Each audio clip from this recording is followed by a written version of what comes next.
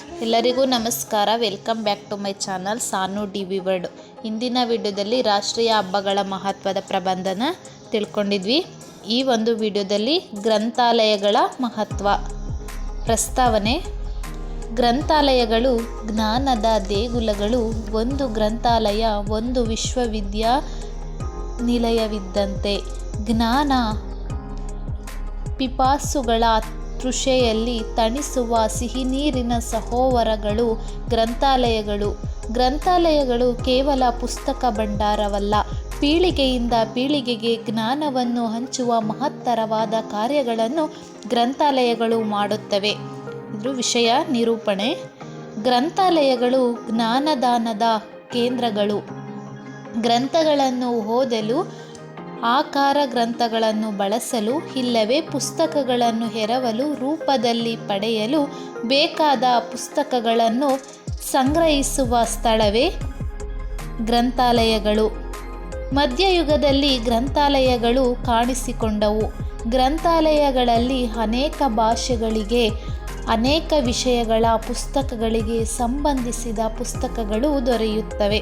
ಇಂದಿನ ಕಾಲದಲ್ಲಿ ಗ್ರಂಥಾಲಯಗಳು ಇಲ್ಲದ್ದರಿಂದ ಜ್ಞಾನವನ್ನು ಸಂಪಾದಿಸಲು ಕಷ್ಟಪಡಬೇಕಾಗಿತ್ತು. ಈಗ ನಮಗೆ ಬೇಕಾದ ವಿಷಯಗಳನ್ನು ಅಧ್ಯಯನ ಮಾಡಲು ನಮಗೆ ಬೇಕಾದಾಗ ಹೋಗಿ ಬಹು ಸುಲಭವಾಗಿ ಜ್ಞಾನ ಸಂಪಾದನೆಯನ್ನು ಮಾಡಬಹುದು. ಕೆಲವರಿಗೆ ಹಣ ಕೊಟ್ಟು ಪುಸ್ತಕಗಳನ್ನು ಕೊಂಡುಕೊಳ್ಳಲು ಸಾಧ್ಯವಾಗುವುದಿಲ್ಲ. ಅಂತಹವರು ಗ್ರಂಥಾಲಯಗಳಲ್ಲಿ ಪುಸ್ತಕಗಳನ್ನು ತೆಗೆದುಕೊಂಡು ಅಧ್ಯಯನ ಮಾಡಿ ಹಿಂದಿರುಗಿಸಬಹುದು. ಲೇಖಕರಿಗೂ, ಸಂಶೋಧಕರಿಗೂ, ವಿದ್ಯಾರ್ಥಿಗಳಿಗೂ ಗ್ರಂಥಾಲಯಗಳು ಬಹಳ ಉಪಯೋಗವಾಗುತ್ತವೆ. ಗ್ರಂಥಾಲಯಗಳು ಓದುವ ಹವ್ಯಾಸವನ್ನು ಬೆಳೆಸುವಲ್ಲಿ ಮಹತ್ತರವಾದ ಪಾತ್ರವನ್ನು ವಹಿಸುತ್ತವೆ. ವಿರಾಮಕಾಲದ ಸದುಪಯೋಗ ಮಾಡಿಕೊಳ್ಳಲು ಗ್ರಂಥಾಲಯ ಉತ್ತಮ ತಾಣ. ಸರ್ಕಾರವು ಸಾರ್ವಜನಿಕ ಗ್ರಂಥಾಲಯಗಳನ್ನು ಗ್ರಾಮ ಪಂಚಾಯಿತಿ ಮಟ್ಟದಿಂದ ರಾಜ್ಯ ಮಟ್ಟದವರೆಗೂ ಸ್ಥಾಪಿಸಿ ಉಚಿತವಾದ ಜನರಿಗೆ ಪುಸ್ತಕಗಳನ್ನು ಓದಲು, ಎರವಲು, ಪಡೆಯಲು ಅವಕಾಶ ಮಾಡಿಕೊಟ್ಟಿದೆ.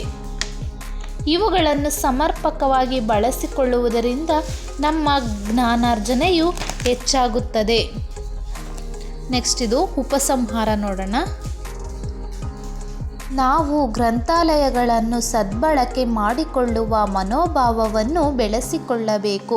ಶಾಲಾ ಗ್ರಂಥಾಲಯದಲ್ಲಿ ಇರುವ ಪುಸ್ತಕಗಳನ್ನು ಎರವಲು, ಪಡೆದು ಓದುವ ಹವ್ಯಾಸವನ್ನು ನಮ್ಮದಾಗಿಸಿಕೊಳ್ಳಬೇಕು. ಸಾರ್ವಜನಿಕ ಗ್ರಂಥಾಲಯಗಳಿಗೆ ಭೇಟಿ ನೀಡಿ ಪುಸ್ತಕಗಳನ್ನು ಪಡೆದು ಓದುವ ಆಸಕ್ತಿಯನ್ನು ಬೆಳೆಸಿಕೊಳ್ಳಬೇಕು. ವಿರಾಮ ಕಾಲದಲ್ಲಿ ಗ್ರಂಥಾಲಯಗಳಿಗೆ ಭೇಟಿ ನೀಡಿ ಅಲ್ಲಿರುವ ಗ್ರಂಥಗಳ ಅವಲೋಕನ ಮಾಡಬೇಕು. ಗ್ರಂಥಾಲಯಗಳು ನಮಗೆ ಬೇಕಾದ ಜ್ಞಾನವನ್ನು ಕೊಡಲು ಸಿದ್ಧವಾಗಿವೆ. ಅವುಗಳ ಜ್ಞಾನವನ್ನು ಪಡೆಯಬೇಕೆಂಬ ಮನಸ್ಸು ನಮಗಿರಬೇಕು.